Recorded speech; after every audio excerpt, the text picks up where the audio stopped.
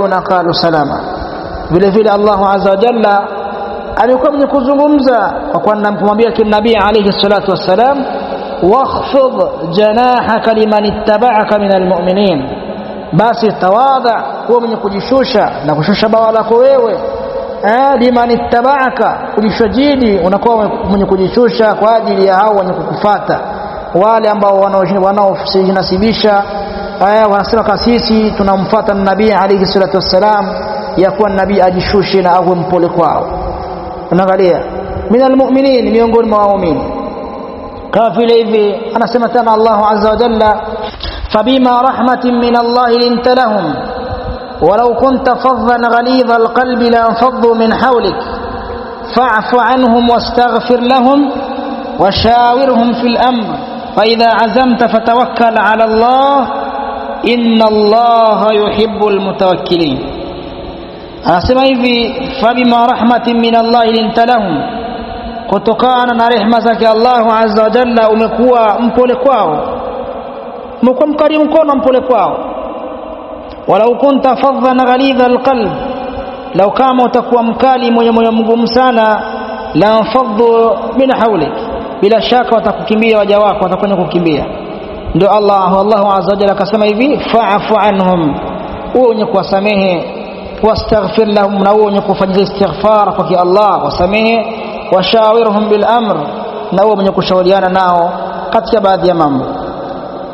Fa idha azamta fatawakkal ala Allah, na utakapoamua basi mtegemee Allah azza wa jalla. Hizi zote ni miongoni mwa ayat Allah anampatia nasaha nabii alayhi salatu wassalam, ili awe na tawadhu kwa waja wake.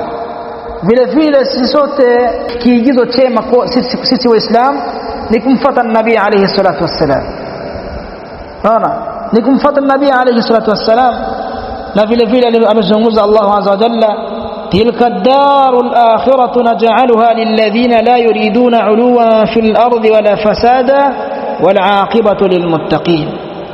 Anasema tilka ad-darul akhirah, na hiyo darul akhirah yani aljanna, hakika hii ndiyo nyumba ya peponi ya mwisho yani aljanna.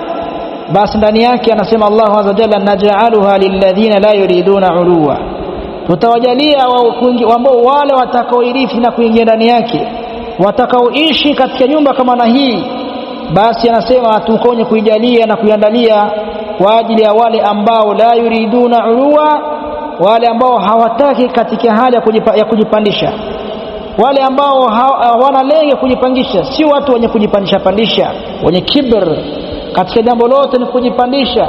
Mimi nina ilmu, mimi shekh fulani hanizidi ilmu, fulani kadha fulani kadha, katika hii ardhi yake Allah subhanahu wa ta'ala. Wale basi tutawajalia wale ambao hawakuwa wenye kujipandisha katika hii ardhi, wala fasada, wala hawakuwa wanafanya ufisadi na uchafu katika hii dunia. Wal aqibatu lilmuttaqin, na aqiba iliyokuwa nzuri kwa ajili ya hao waliomcha Allah subhanahu wa ta'ala. Hizi zote ni adilla zinaonesha tawadhu kwa mwanafunzi wa dini au mwenye kujishusha, asiye mwenye kujipandisha. Angalia nabii alayhi salatu wassalam, alikuwa ni nabii, lakini katika zama zake Allah subhanahu wa ta'ala alijalia kila nabii alikuwa ni mwenye kuchunga kondoo ama kuchunga mbuzi. Sababu gani Allah aliwajalia manabii wote ambao waliopita katika zama zilizopita walikuwa ni kuchunga mbuzi? Sababu walikuwa Allah subhanahu wa ta'ala kaiweka hii kwa lengo ya kuonesha watu yani tawadhu ya anbiya wake Allah subhanahu wa ta'ala, manabii.